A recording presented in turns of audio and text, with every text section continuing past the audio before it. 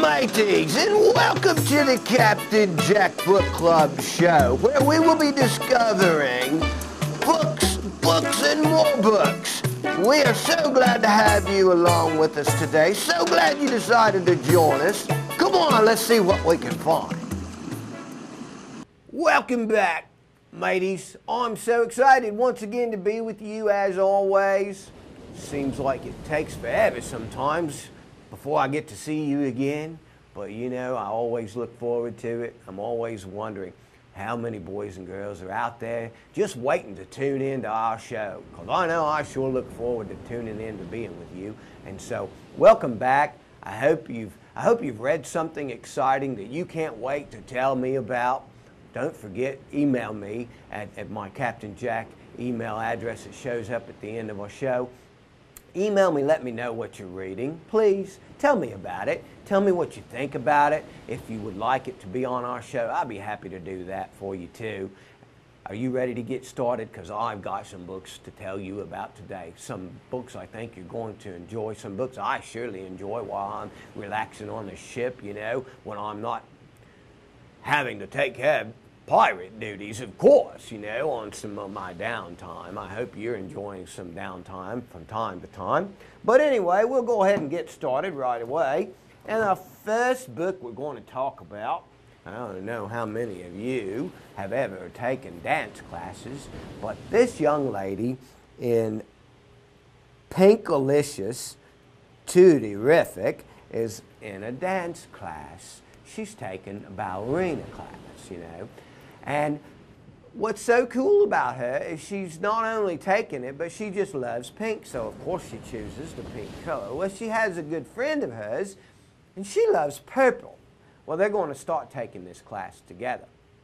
But the funniest thing happens. When they first start taking this class, and the young girl shows up, her name is Allison, and when she first shows up, well, here, let me show you this picture, which is a really cute picture, because she and her friend, they're getting ready. They're talking about, oh my gosh, we're so excited to get started on this dance class. So they're getting ready to take the dance class, and they're just discussing, well, what are you going to wear? I'm going to wear pink. What are you going to wear? I'm going to wear purple. So anyway, when they get to the dance class, young Allison, she's looking around for her friend.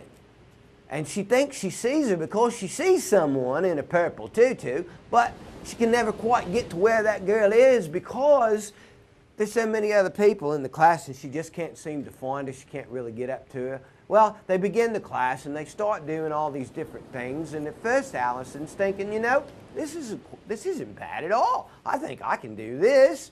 And then the next thing they do, oh, this is easy. But then it gets harder and harder and harder, and then she's like, oh my gosh, maybe I'm not even in this class. I don't see my friend, and this is really impossible. I can't do these things.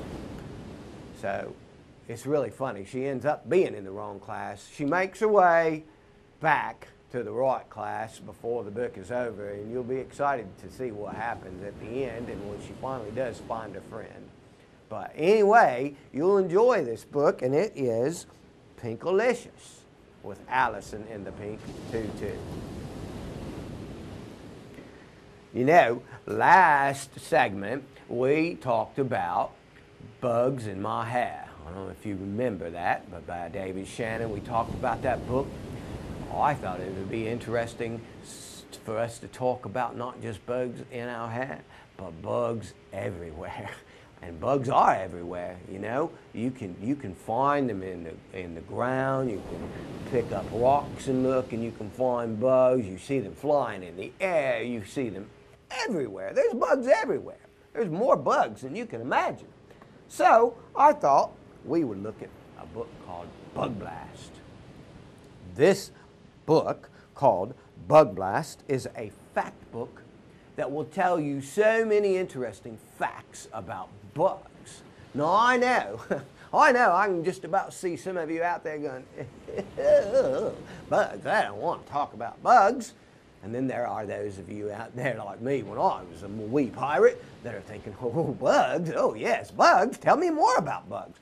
This book is going to fill your head with knowledge about bugs. You're going to be thrilled to learn all about these different bugs and what they do and how they work, let me show you just a page or two in here. There are bugs that work independently.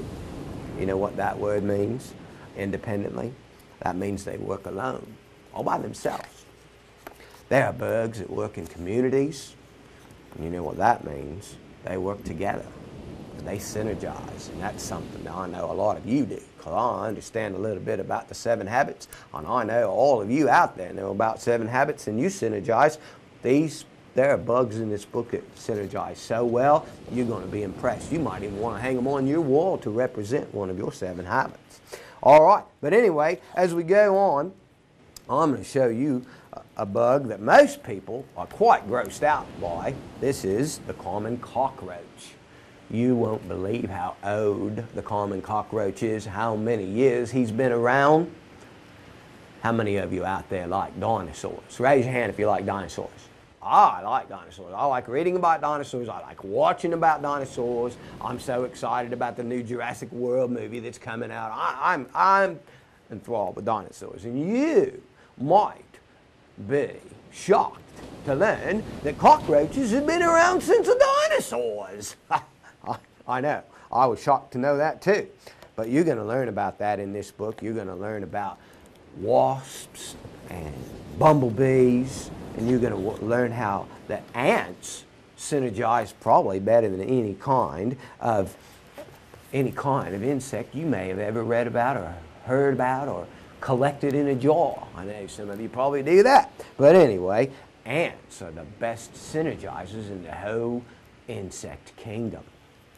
All right, so this book, for those of you that are interested in bugs, of course, is going to be a fabulous read. It'll fill your head with knowledge. You'll shock your friends with all the things you can tell them about bugs when you read Bug Blast. So I hope you check that book out. I like that book. Have you ever known a wee little pig? There's so many stories, boys and girls, about pigs. You know, we've all heard them.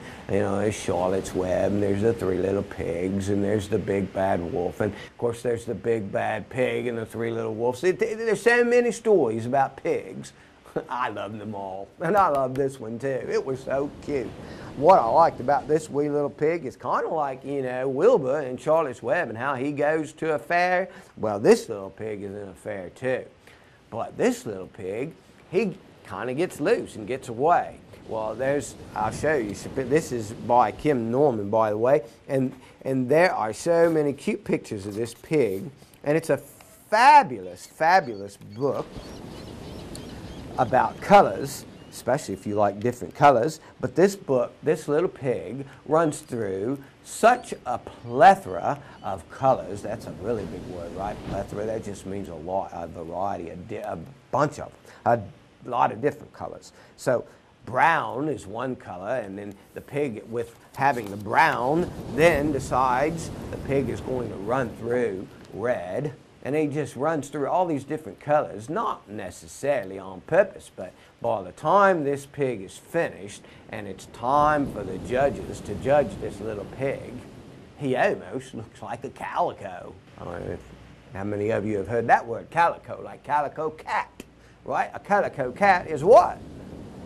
Different colors, of course, yes. And this little pig has ran through all these different colors, and he looks like a calico pig.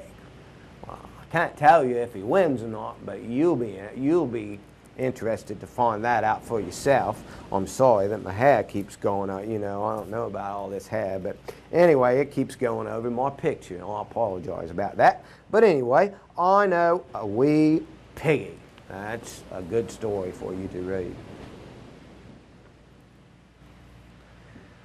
I know that some of you enjoy, because I've talked to some of you, and I know that you enjoy the book series I Survived, like I Survived 9/11, or I Survived the earthquake of 1900 and what. You enjoy some of those books, so I thought, you know what, I wanted to bring this one on board with us today, and that'll be the end of our collection, but this one is called I Survived the Battle of Gettysburg in 1863. And boys and girls, Gettysburg was a very, very unfortunate battle, to say the least, because so many people did lose their lives in that battle. They did.